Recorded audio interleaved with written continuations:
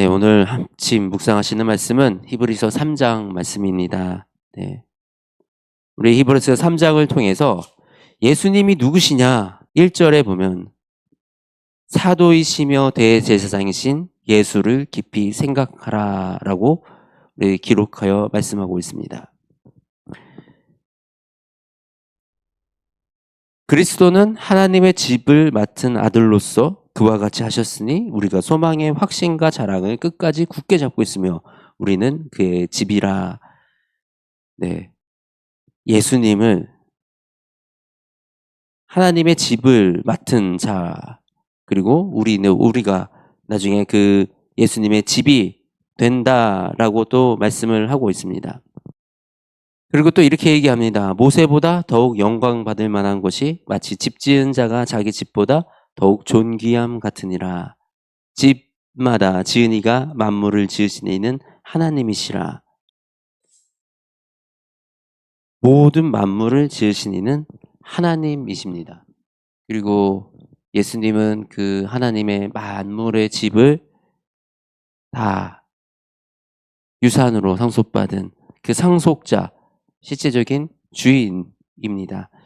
그런 예수님이 우리를 예수님의 집으로 만들어 주셨다라고 말씀하십니다. 이게 사실은 얼마나 영광스러운 일입니까? 하나님의 집, 그 집을 관리하시는 예수님께서 우리를 그분의 집으로 삼으셨다.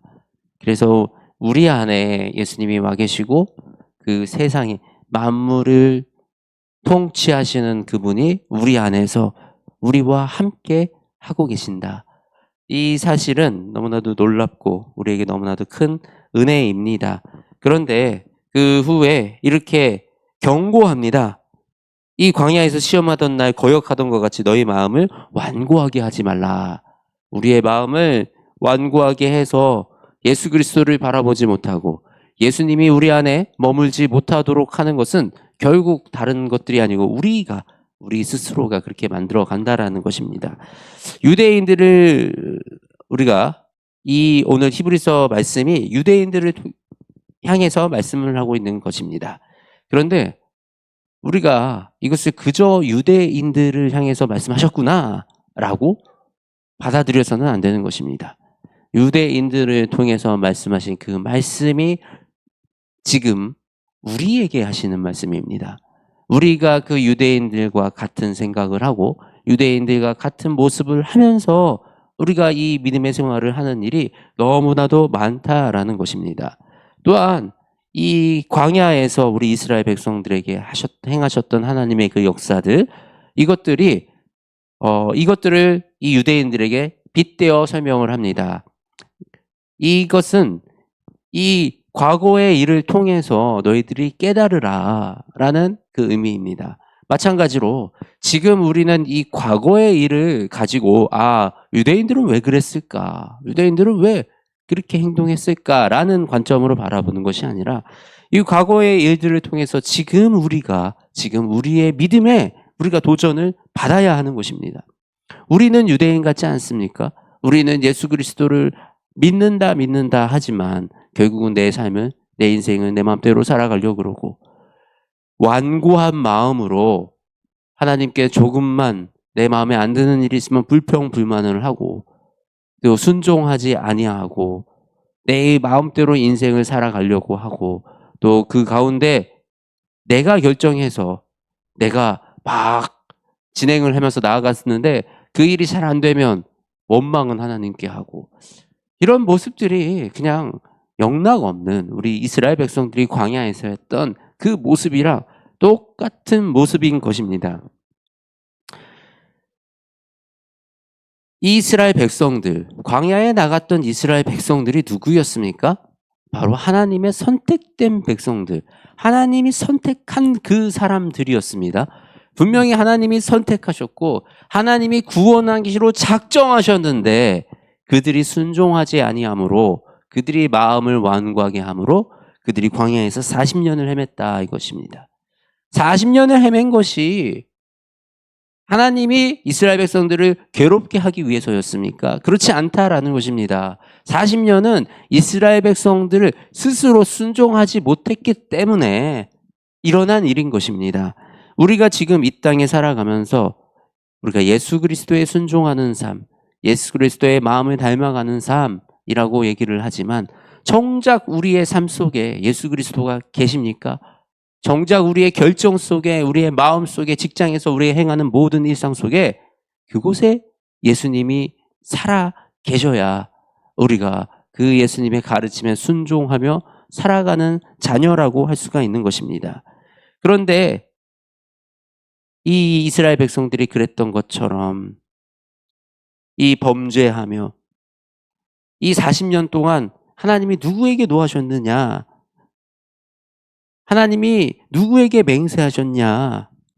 다 이 사람들, 다 내가 선택한 백성들, 내가 복주기로 약속한 백성들, 그 백성들이 아니냐? 하나님이 이방인들한테 노하고 이방인들한테 하신 게 아니라는 거예요. 이방인들에게 노한 거는 내 사랑하는 백성들을 건드리고 내 사랑하는 백성들을 괴롭힘으로 그들에게 노하실 수 있어도 정말 하나님이 노하셨던 거는 내 살아가는 백성들이 순종하지 아니하고 하나님을 따르지 아니한 삶을 살았을 때 그때 하나님이 노하셨다라는 겁니다. 우리가 예수님을 따른다는 삶, 예수님의 집이 된 우리, 바로 예수님과 함께 살아가면서 우리의 마음이, 우리의 생각이, 우리의 몸이, 우리의 육신이 예수님의 집이 되어서 예수님을 모시고 살아가는 그 온전한 집이 되어지기 원합니다. 이 유대 사람들은 예수님을 알아보지조차 못했어요. 그 약속하신, 하나님이 약속하신 그 예수님을, 메시아가 오셨는데 그 메시아를 알아보지도 못하고 그 음성을 하나님의 말씀으로 듣지도 못하고 그를 도리어 십자가에 죽이는 이런 일을 벌이고 말았습니다. 우리가 이 유대인의 실수를 반복해서는 안 되는 것입니다. 우리에게 오신 예수님의 그 말씀들을, 그 마음을 우리가 배척하지 말고 이 말씀을 통해서 나에게 주시는 마음이 있다면 그 마음에 순종하고 하나님께 온전한 마음으로 나아가는 저와 여러분이 되시기를 바랍니다. 하나님,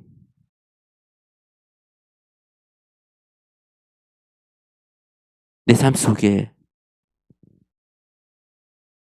그리스도를 허락해 주셔서 감사합니다. 아버지, 내 마음 속에 예수님이 살아계십니다. 내 마음 속에 살아계신 이 예수님을 내가 십자가에 못 박는 일을 행하지 아니하게 지켜주시옵소서. 내 안에 살아계신 예수님을 내가 함께, 그 예수님과 함께 살아가는 인생을 살아가게 하여 주시옵소서. 아버지, 순종하기 원합니다. 아버지의 말씀에, 성령님의 인도하심에, 예수님의 그 마음에 아버지 우리가 순종하여 나아가기 원하오니 주님, 이 삶을 사용하여 주시고 지켜주시며 아버지 온전히 주님과 함께 살아갈 수 있도록 도와주시옵소서.